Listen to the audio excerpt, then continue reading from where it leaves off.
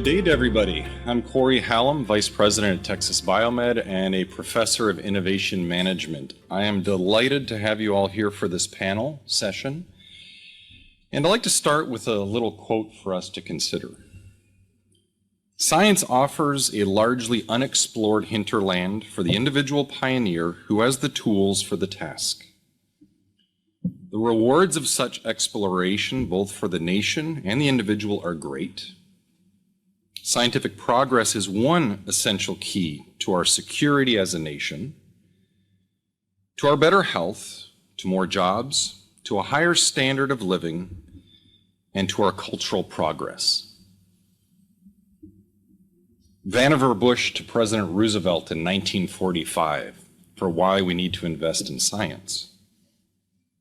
Perhaps more so as we look to where we are today and what we've been through with the most recent pandemic, and not the only one we expect to see this century.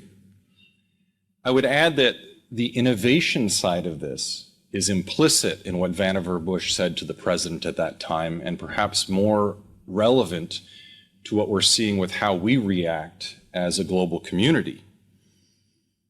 And as a professor of innovation management, that's the part that really intrigues me, which is essentially from starting with great scientific questions, to discovery, to invention, to creation, and eventually deployment of science, of technology, of policy, of education, economics, and finance in ways that let us tackle these problems and overcome them in a way that is beneficial to our society. So today we're going to be talking about pathogens, about dealing with those with 5 wonderful panelists who've agreed to be with us today. I hope they don't mind, but I'm glad to have you here, and I'm going to use your first names if we're good with that, because I hope this is a friendly environment. Our first speaker today, Girija, has led complex global health and humanitarian programs for over 13 years, with expertise in delivering evidence-based, contextually appropriate solutions in resource-challenged contexts. Throughout her career, she has engaged in collaborative problem-solving with colleagues, community members, government partners, and donors to advance health outcomes, drawing on a relational approach to global health. She's collaborated extensively with national ministries of health, community-based organizations, faith-based organizations, and the private sector to design, lead, and advocate for public health interventions to fight NTDs and promote maternal and child health. Girija, I'm going to have you come on and give us your first few minutes. Thank you. Thank you so much, Cory, and greetings, everyone. Thrilled to be here. Can you hear me? Your slides are up. Lovely. All right, wonderful, excellent.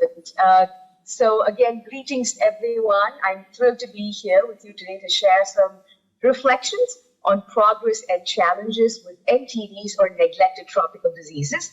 I'd like to tell you a little bit about these diseases, how we've made remarkable progress to fight these diseases, why we need to keep the momentum going in spite of increasing challenges, and how reflecting on how we do what we do in global health, which is the focus of this symposium, is critical to success. And I know Dr. Hotez is also on the panel with us, and I will really defer to him for some reflections on some amazing challenges, that advances that we've made with innovations in NTDs as well. First off, what are neglected tropical diseases? They are 20 diseases or disease groupings that affect over 1 billion people around the world. Some of the diseases are parasitic, viral, bacterial, or fungal, as you're hopefully seeing on the image on the screen. Together, these diseases can cause severe disabilities such as blindness, disfigurement, developmental disabilities, and malnutrition. And the diseases typically occur under tropical or subtropical conditions and are intimately linked to poverty. So we often say that the diseases aren't neglected, the disease affect neglected communities. Now, the good news is that prevention and treatment for many of these diseases are simple and often free of cost to community members. Now, I'm going to request that we move on to the next slide that gives you a quick breakdown of those interventions. And if I may, So I want to speak very specifically to the progress we've made and some challenges. Now, we've made remarkable progress with simple tools. The World Health Organizations and country programs devised a combination of 5 public health interventions: intensified disease management, large-scale preventative treatment, integrated vector control, veterinary public health, and just as importantly, access to water, sanitation, and hygiene. It's a combination of medical and cross-sectoral approaches. Between 2015 and 2019, well over 1.7 billion people at risk have consistently participated in large-scale preventive treatment by pharmaceutical donors. 43 countries have eliminated at least one NTD. 600 million people no longer require treatments for NTDs, and diseases that have plagued humanity for centuries, like sleeping sickness and guinea worm disease, are at an all-time low. So this indicates that ending NTDs is indeed possible, but challenges remain. If NTD interventions are to be sustainable, they have to be integrated into the primary healthcare system for universal health coverage. And I believe we're going to hear from other panelists today on some of these, just what NTDs to say, the challenges in ensuring that the service, the most vulnerable community members, can be solved if the programs are recognized as being local priorities. Now, another major challenge, of course, is the elephant in the room. It's being caused by the COVID-19 pandemic. Imagine trying to convince donors to support diseases such as sleeping sickness or river blindness, schistosomiasis, when the entire planet is at risk of COVID-19. So donor attention is likely to be more focused on preventing the next big pandemic threats. If you'll allow me just a couple of more minutes, Cory, if we can move on to the slide title, Innovations. Girija, I'm going to have to let you know that we're going to actually excelled at doing well in the. Girija, you're actually breaking up on us quite a bit, and so what I'd like to do is save this next part of what you're talking about during the Q&A session, just because it is breaking up a bit on this end. So I hope it's not every link, but thank you for being able to get that much through in this session. Keeping things moving, and again, Girija, I'm sorry to put you on hold with the network breakup. Bill is our next speaker, and he's a professor of medicine in the Division of Infectious Disease and International Health and vice chair of medicine at the University of Virginia. He received his MD and PhD in virology from UVA. His medical residency was with Case Western, and he returned to UVA for his infectious disease fellowship. As with many of our panelists today, more awards and editorships than I can name at this point in time. But Bill has done a lot of work with the World Health Organization, and Bill, we're going to hand it over to you. Hey, Cory, thanks very much, and welcome everyone. The apologies for the Zoom problems. Slide 1 is just the title slide, and of course, Cory, we cannot see the slides, the panelists, and so we're going to need your help. Slide number 2, can you tell me if we're on slide number 2? They're pulling it up right now, Bill. So slide number 2 is up. So it should say success, WPV 2 and 3 eradicated. I'm going to tell you really briefly a great news story, and this is from the World Health Organization Global Eradication Initiative for polio, and so I'm presenting WHO data, not my own, but I'm really happy to share with you a wonderful news story. If you look at this map of the world, almost all the countries are white, and the little red dots are the cases of wild poliovirus type 1 that have been seen in the last 2 years, which is a total of 6 cases of paralytic polio due to wild poliovirus 1, and 2 and 3 are already eradicated. And as you can see, the only two countries in the world where wild polio is endemic is Pakistan and Afghanistan. And there's been one imported case in Malawi, which is a little red dot down there at the bottom of Africa. If we can, Cory, go to slide number 3. Slide number 3 is entitled, same title, but now we talk about the challenges. So we're almost eradicating polio, but there's some challenges. The way that things have been traditionally surveyed for polio is you look for children with acute flaccid paralysis, or AFP. Of course, that's only the tip of the iceberg of polio. And so one of the new innovations is to use environmental surveillance, which I'll tell you about. A second challenge is that the endemic countries are obviously in conflict zones. And I think that's probably going to be like a lot better now that the Taliban is running Afghanistan, which I'll tell you about shortly. And we also have problems of cases getting imported into non-endemic countries, which is what happened in Malawi. So that's the second challenge. The third challenge is that we have circulating vaccine-derived polio, which is called CVDPV. And the fourth is that it's expensive to finish eradication. So I'm just going to briefly touch on these 4 challenges. The next slide is entitled Environmental and AFP Surveillance, Afghanistan and Pakistan. And Cory, you just shout out if the slides are not advancing. But what I'm showing you in those red bar graphs on the top is surveillance in Pakistan, Afghanistan for acute flaccid paralysis. And so we're starting on your far left with 2019, and you see there was like a peak of 30 cases in 2019 of AFP. 2020, never was there a month with more than 20 cases. And then you can sort of see that in 2021, 3 cases in Pakistan, Afghanistan. But again, like that's the tip of the iceberg. And so the other thing that's being done is environmental surveillance, or ES, and that's by actually testing sewage, where you can test the sewage outflow from like 100,000 people, much, much more sensitive surveillance. And you can see the really good news is that the environmental surveillance is going way down too. And so if you look at 2021, those red bars are almost disappearing. And so it's not that we're doing a bad job of detecting AFP. It's in fact, we're really, really close to eradicating wild polio in the last 2 endemic countries.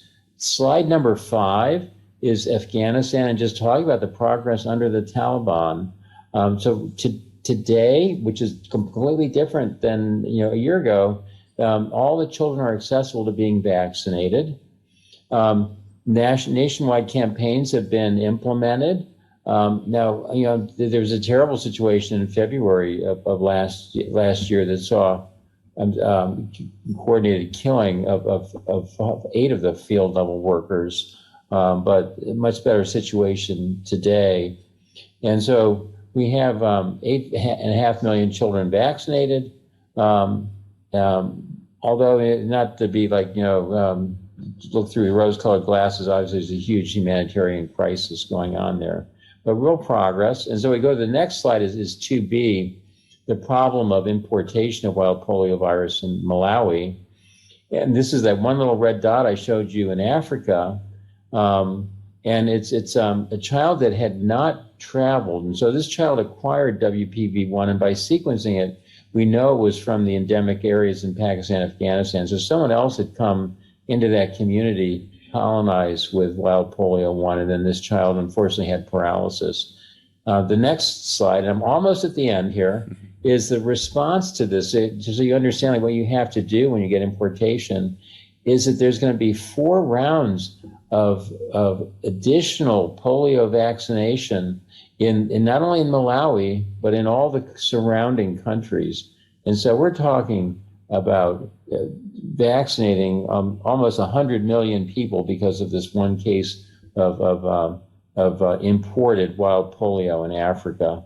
Slide 8 just tells you about problem number 3, which is global CVDPV. And so this is circulating vaccine-derived polio virus. And these are the little green dots. You can suddenly see like this map is much more lively now than when I was showing you wild polio. And this is because the vaccine virus can revert and become infectious and infect people who have not been vaccinated with it. And it's mutated in a way that is more potentially neurovirulent. So we get circulating vaccine-derived polio.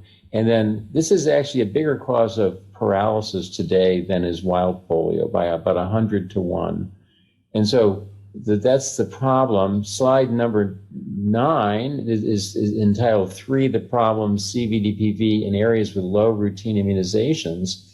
So when I show you those same areas in the map where there were the green dots are the areas that are in yellow and red on this map. And that's showing you parts of Africa where only 40% in yellow of the children have received diphtheria, pertussis, tetanus coverage. And of course, that's completely unacceptable. And so a big effort on the part of the WHO to combat circulating vaccine-derived poliovirus is to, first of all, you get the routine immunizations working better. And then in slide 10 is to use, which slide 10 is entitled Response A, improve immunization rates, and B, use novel OPV2 vaccine. So the Gates Foundation supported making a new polio Sabin vaccine where they engineered the virus not to revert to the way that it could become circulating a vaccine-derived poliovirus.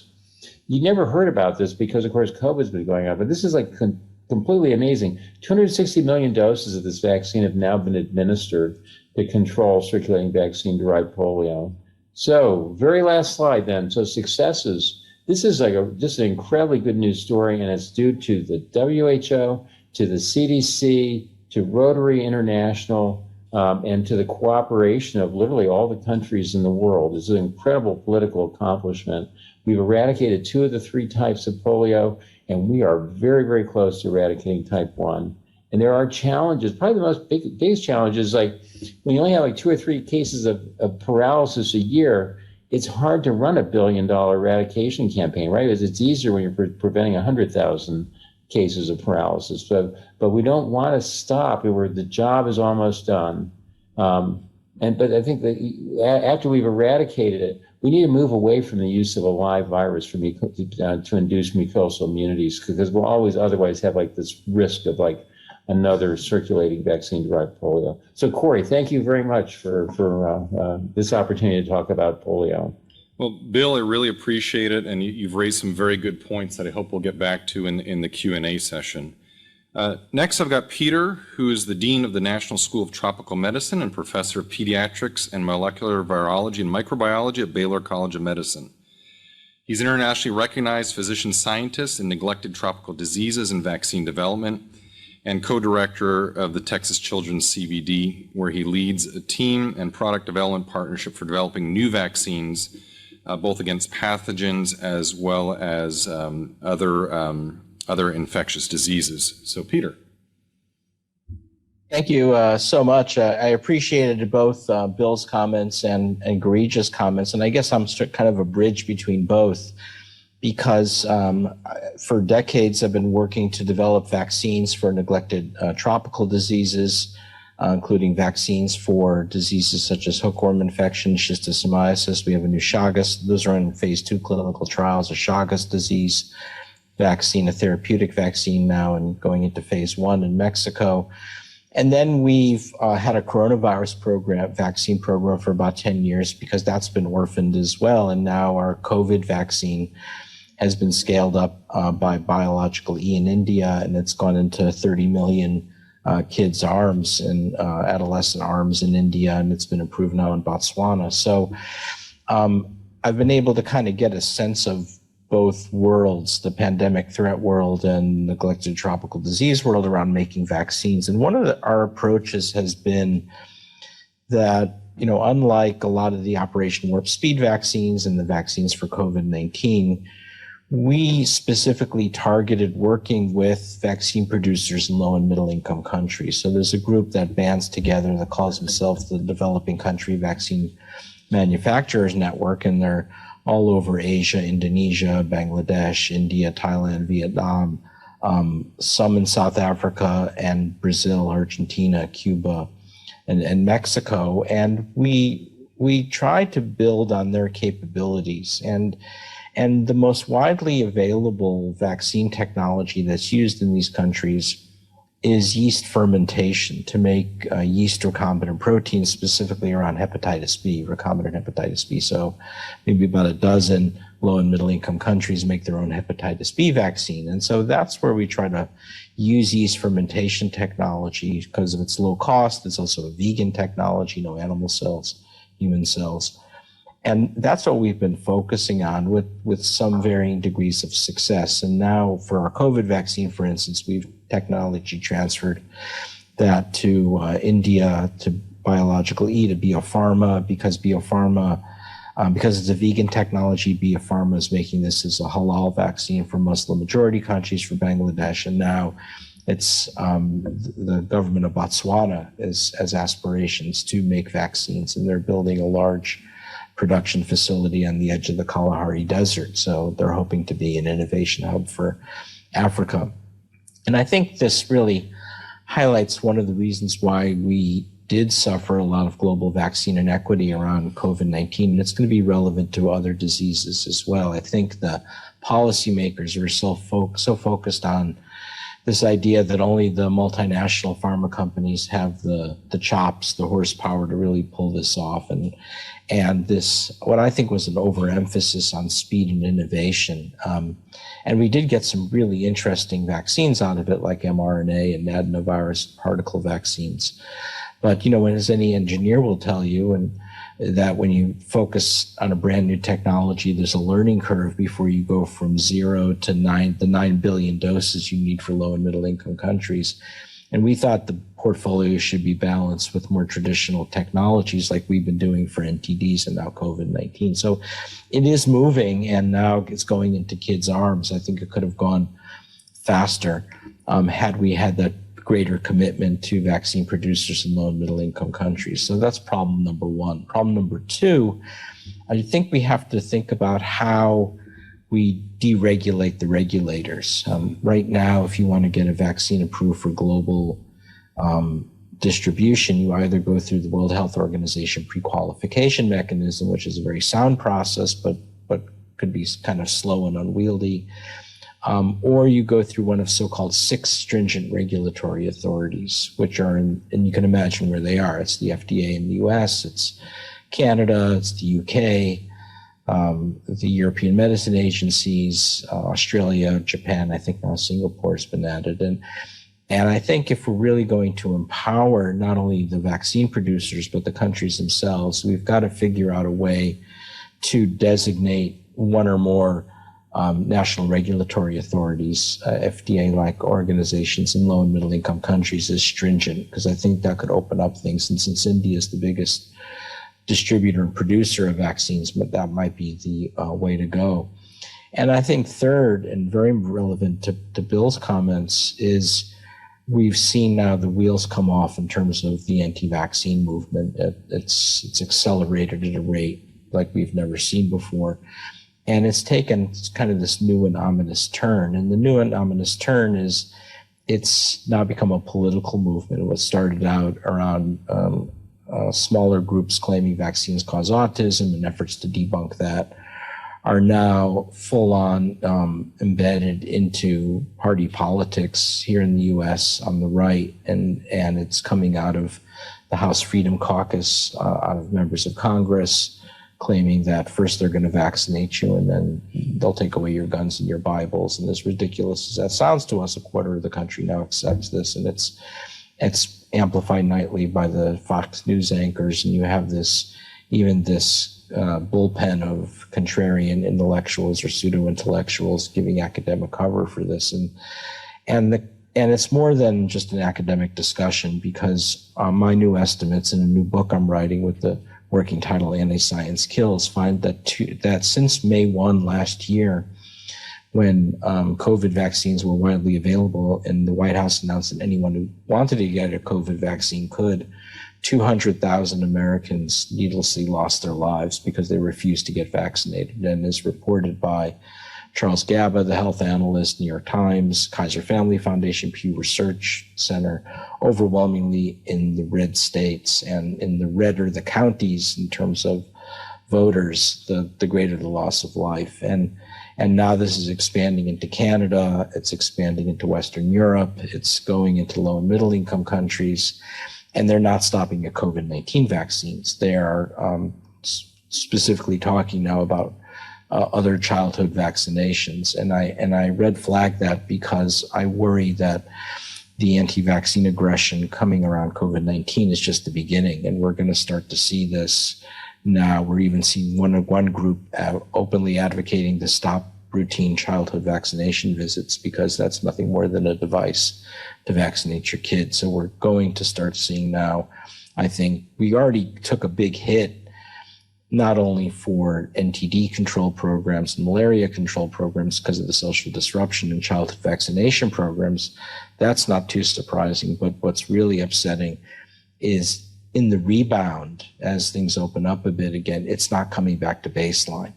And I worry that something permanent and terrible has happened in terms of our effectiveness at vaccinating the kids. And I worry about reversing global goals that we're backpedaling. And I do worry now that this is a time of great vulnerability where we could start seeing big measles epidemics. And now is the time we might start seeing the return of polio.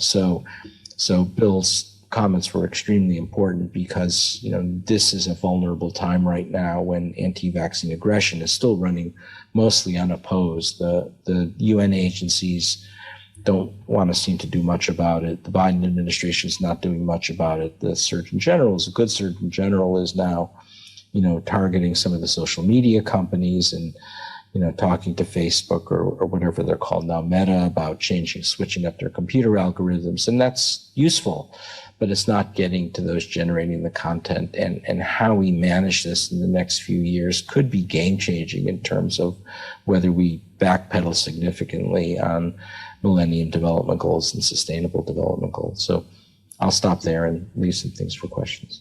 Thank you, Peter. And in the dialogue going through this two-day conference that includes a lot of discussion of community, you raised some very good points that there are potential long-term systemic effects that while in the short term, loud voices may be promoting certain things, the long-term effects, as you pointed out, may have dire consequences for some of these programs that have been in operation for decades.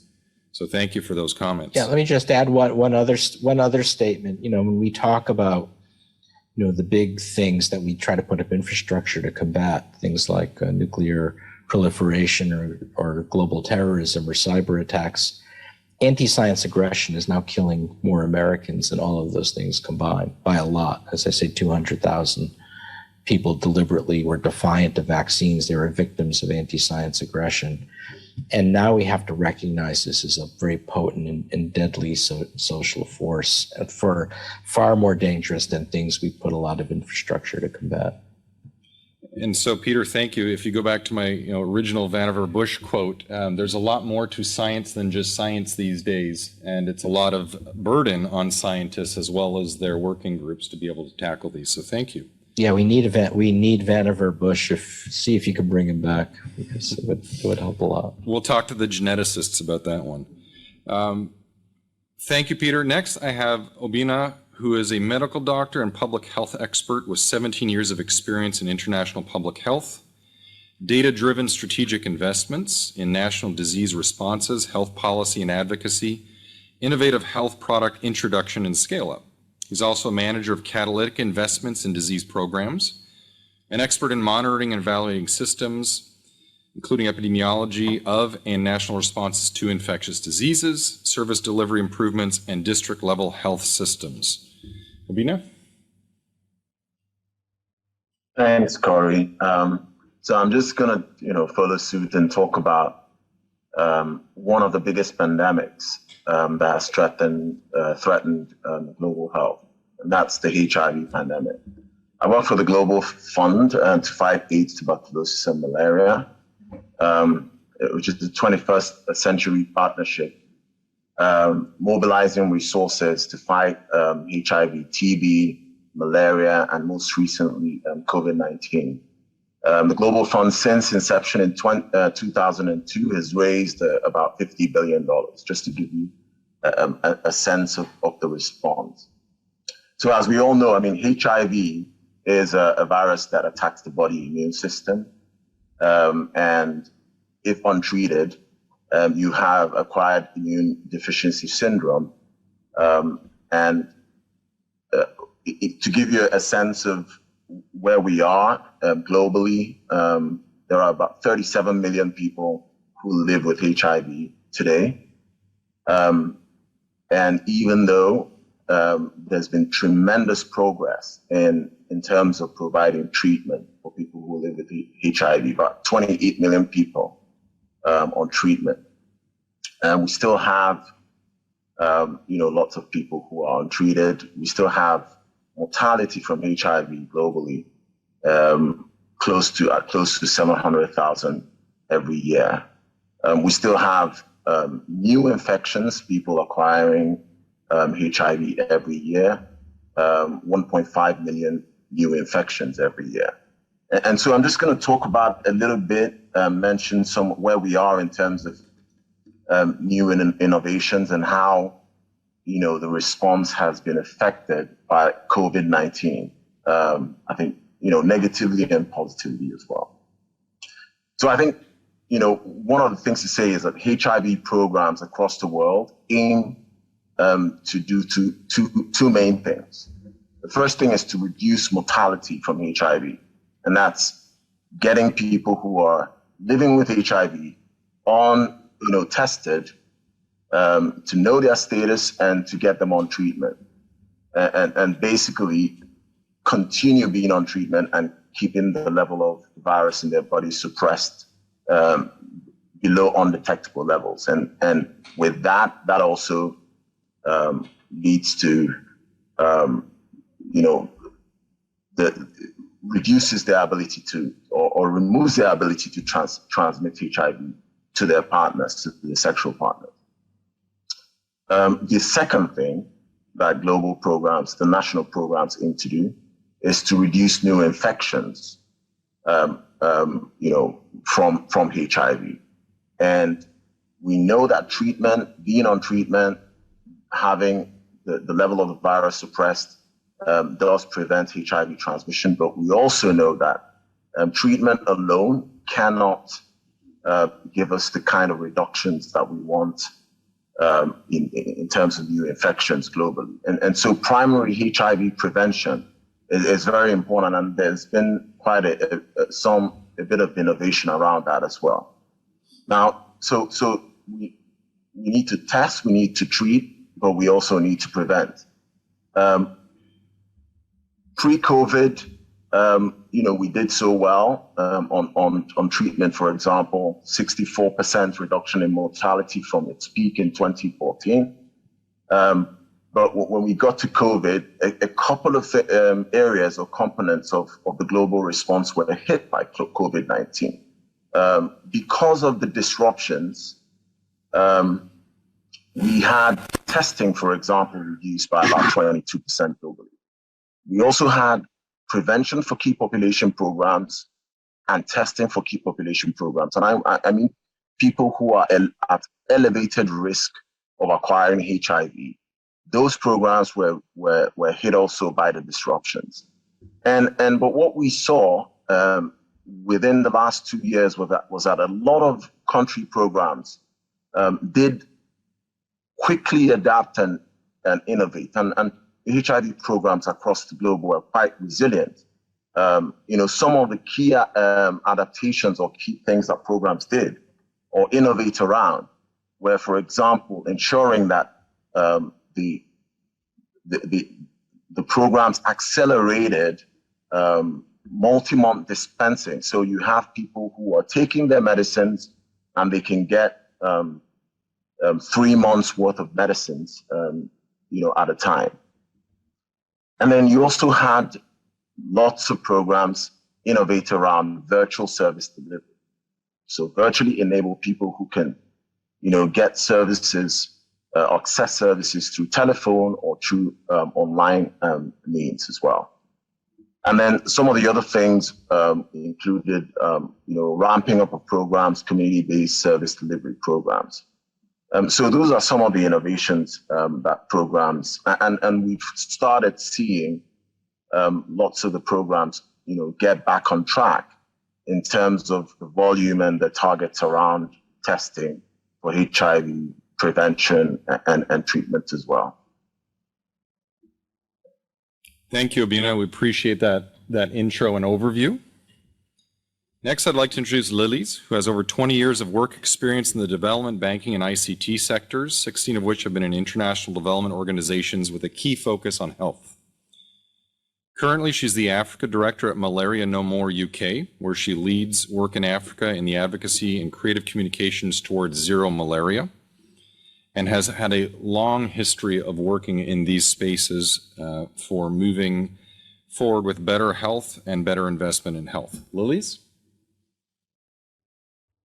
Thanks, Cory. And it's a pleasant surprise and a coincidence that I get to participate in this symposium as we celebrate the World Malaria Day this week. And may I start off by saying that malaria is one of the oldest diseases and is really more than a health issue. And in particular, malaria really drains livelihoods and economies, especially in Africa. And malaria keeps children out of school, adults out of work, bringing down productivity and contributing to the cycle of poverty in a lot of endemic areas in Africa particularly, and really limits the potential of children. Essentially, malaria holds back societies, yet it's a preventable and treatable disease.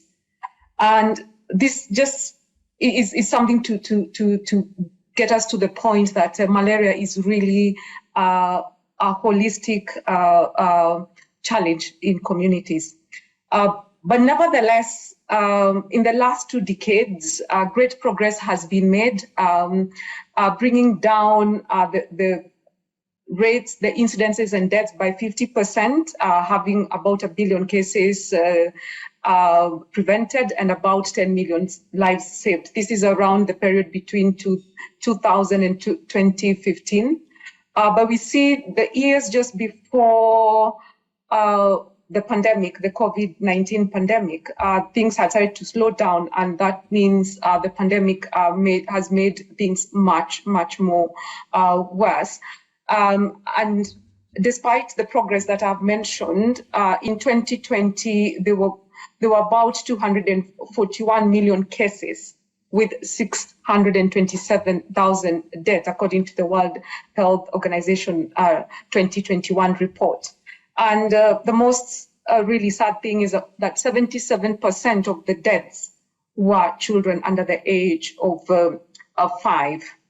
Again, the COVID-19 pandemic, as has been mentioned, really took away attention from other diseases, and malaria is not an exception.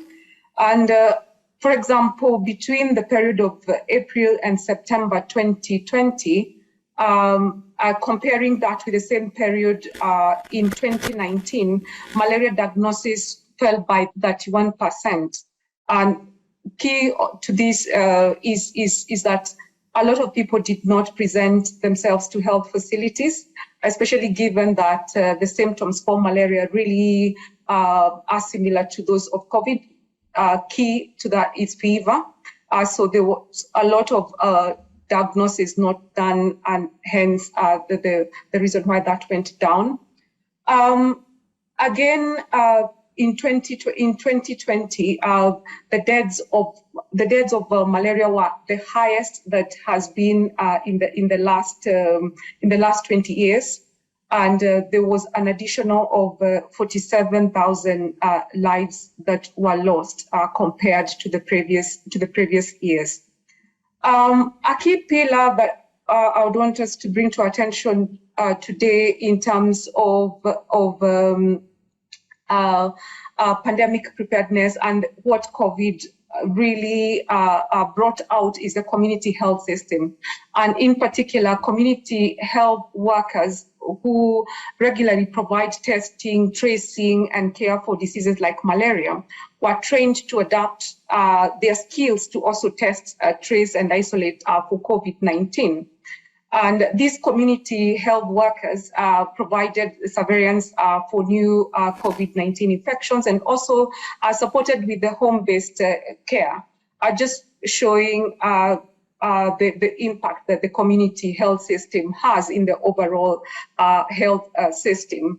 For example, testing and treating are vital to reducing the burden of existing diseases, and detecting them is really vital. And having these systems in place has, even if they have been set up for other diseases like HIV, TB, and malaria, we saw that COVID-19 has tended to rely on the same laboratories, the same supply chains and diagnostic tools that have been previously used for other diseases, especially within the community health systems. But going back to look at the emerging threats for malaria, particularly, is the emerging and looking at the biological threats is that insecticides, there is a lot of resistance and could reduce the effectiveness of chemicals currently being used for the insecticide materials. And another is the mutation in the parasitic genetic makeup could cause the test used to diagnose 74% of malaria cases in sub-Saharan Africa to produce inaccurate results. Another of the threats is drug resistance, and this could lead to more people developing severe forms of malaria and cause deaths from other the disease to increase rapidly. And if we do not stay ahead of these threats by deploying new innovations at scale, the situation could become uncontrollable. But in line with this year's World Malaria Day, if we look at some of the new tools, this year's World Malaria Day theme was to harness innovation to reduce the malaria disease burden and save lives. Some of the tools to fight malaria and COVID together, I think we've seen that. We've seen the Oxford Nanopore genome sequencer, and this can detect changes in the parasite and mosquito in the parasite, and essentially getting us to a place where insecticide and antimalarial drugs and gene detections can be much more effective.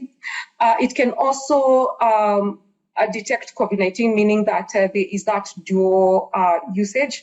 And another of the tools that we've got to fight emerging threats is the long-lasting insecticide-treated nets. These have been around for quite some time, but we now have the new interceptor GT nets to combat insecticide-resistant mosquitoes. And these second-generation bed nets have been trialed successfully in Tanzania, Benin, Mozambique, Rwanda, and this net kills about 70% to 97% of mosquitoes which encounter it. Another of the tools are these particularly that can accelerate the fight against malaria, and these are the vaccines. I think we're in a period where we have seen a lot of attention and a lot of new energy being driven in that direction, and we have the RTSS vaccine, which was successfully trialed in Ghana, Kenya, Malawi, and has currently was last year, October, approved by the World Health Organization. And this is one of the things that is expected to drive the fight against malaria. We, of course, have the RT1 vaccine that is currently in trial in countries like Burkina Faso. And this particular one has much more efficacy levels compared to the RTSS. with an efficacy level of 77%, which is good. And lastly, one thing that I needed to mention, which is also an effect of COVID, is how countries that previously did not manufacture malaria commodities have moved to that direction. And one case in point is the malaria test kit, the plasma check that has been trialed and is currently in use in Kenya. This has been developed by the Kenya Medical Research Institute. I think this is one of the good things coming out of the drive to have local manufacturing of malaria commodities. Thank you. I will end there for now.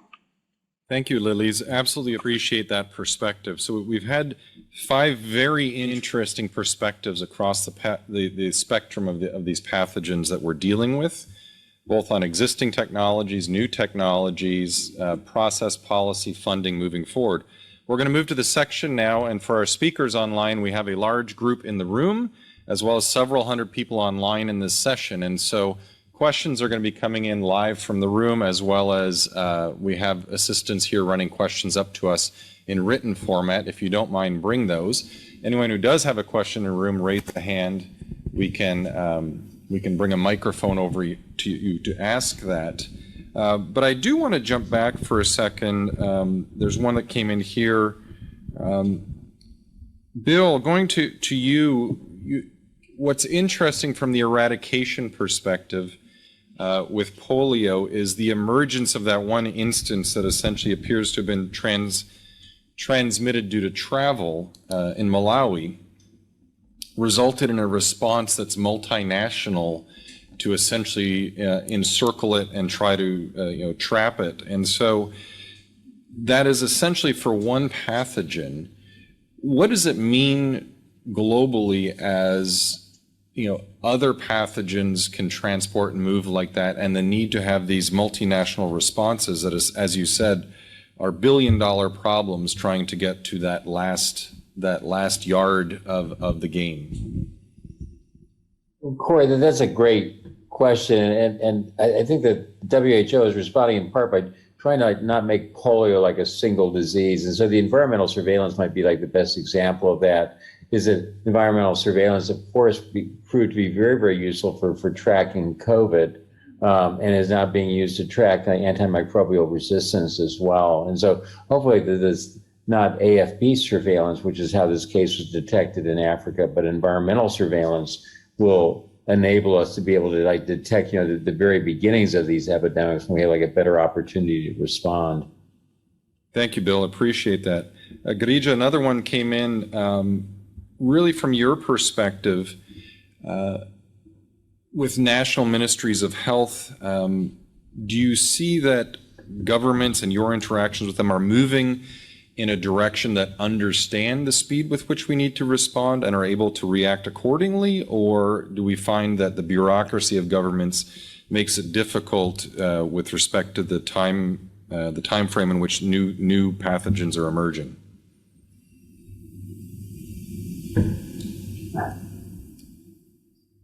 Oh, we've lost Girija. Okay. Peter, could I throw that same question to you? Sure. Can you just repeat it? Sure.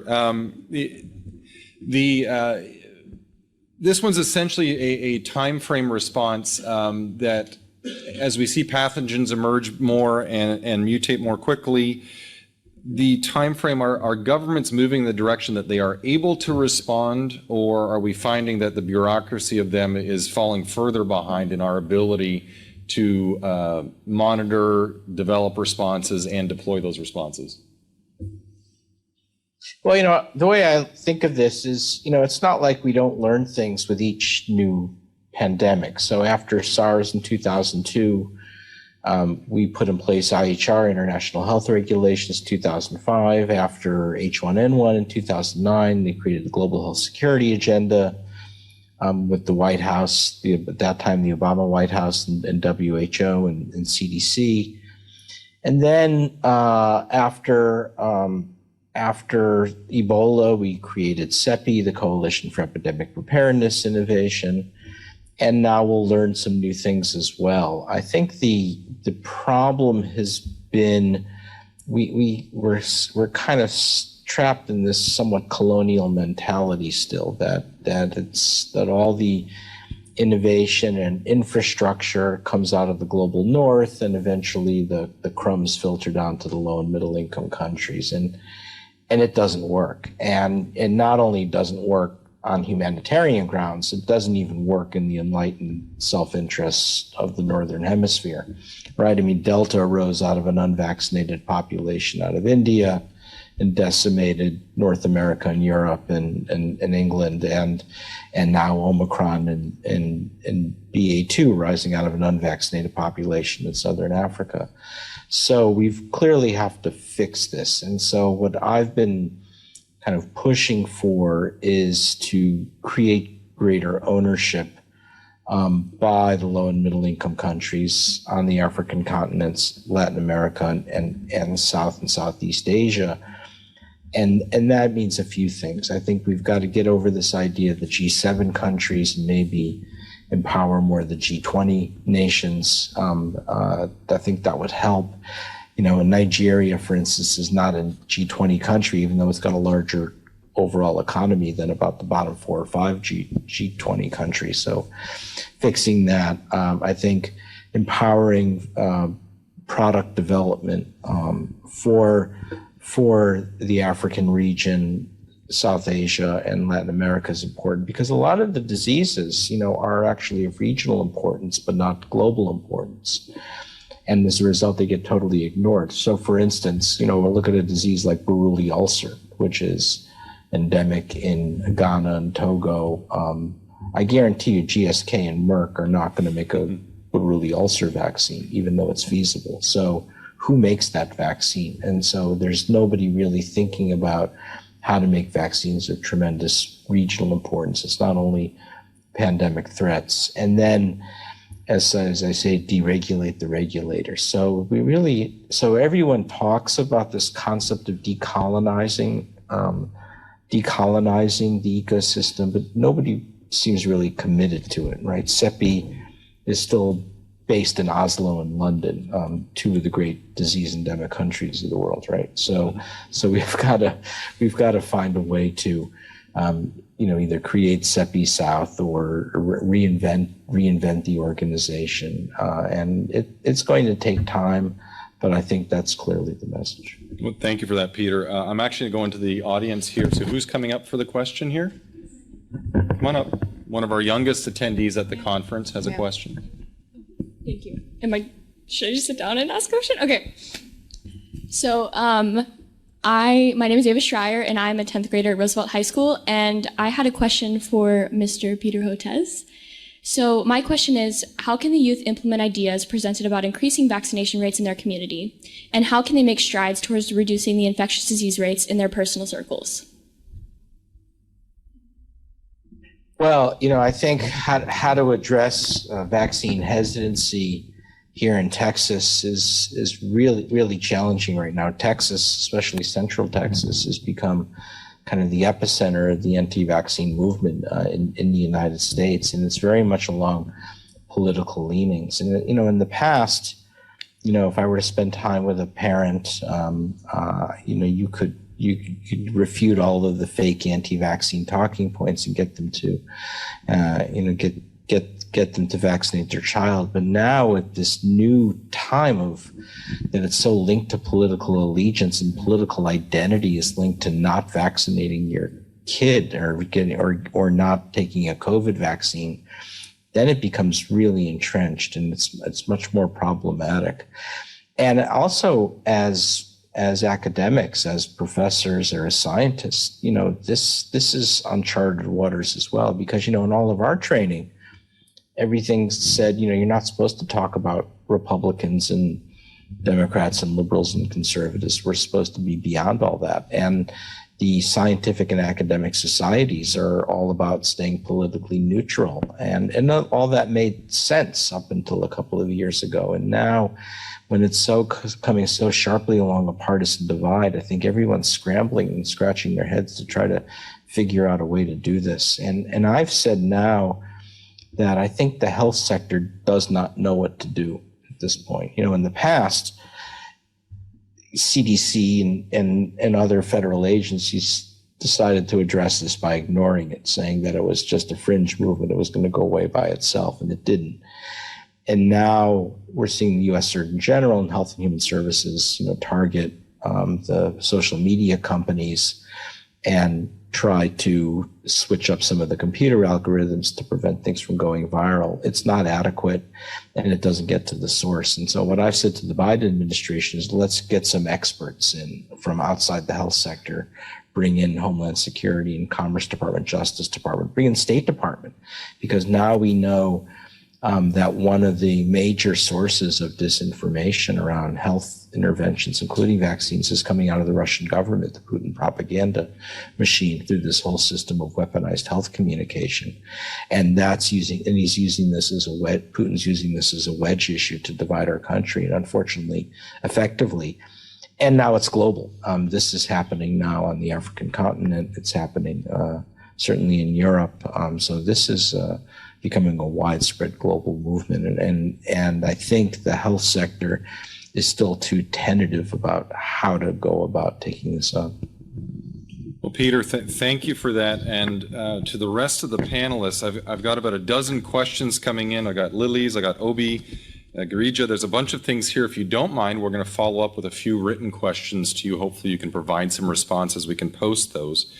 But for the folks virtually with us and the folks in the room, I think if we think about this, what we're seeing in a lot of this discussion is really a system dynamics effect. And you can look at that in different ways. If I just go from the zoonotic disease pathway, climate pressures on where we're living and where we're growing food are increasing. Populations are increasing, therefore putting higher pressures on food demand. The growth of populations is encroaching on more territories for animals, so the potential for zoonotic diseases to transfer back and forth is increasing. And so as you start to look at these positively reinforcing loops in a systems dynamics model, add into that physically anything can be transported anywhere in the world in 24 hours, period, right? And we've seen that from invasive species, getting under the underbelly of planes and getting into other countries, to the fact that what we can't see is transferred and transmitting with people. And so if you put all that together, that's bad, right? That's a continuously positive reinforcing loop of higher probability of creation and transmission of new and emerging diseases that can lead to these next pandemics, which it will. I would counter with that with folks such as we have on this panel who are challenging it from the scientific perspective, the policy perspective, the deployment of treatment perspective, and the education perspective. We have a lot more tools available to us than we did 20 or 30 years ago. If you think about the fact that Africa has basically jumped over the terrestrial landline stage that the US went through with putting in telephony and gone straight to cellular, there's more power in everybody's pocket with a cell phone by an order of magnitude of 6 compared to what was on the lunar lander when humans were sent to the moon. So think about that. We have network capability, communications, distributed sensors, and even from a Twitterverse perspective, that the AI monitoring of what language or feeds are discussing folks getting sick, not showing up to school, changes in an area. We have access to a lot more information than we ever did in near real time. So I would like to argue that that's a ripe area for opportunity, hopefully from good data and good knowledge perspective of what is possible as we work on some of these global problems. So to my panelists, I absolutely appreciate you all taking time from your dedicated and busy schedules. I know the folks who have been here have appreciated this and would like to give you a round of applause. Thank you very much.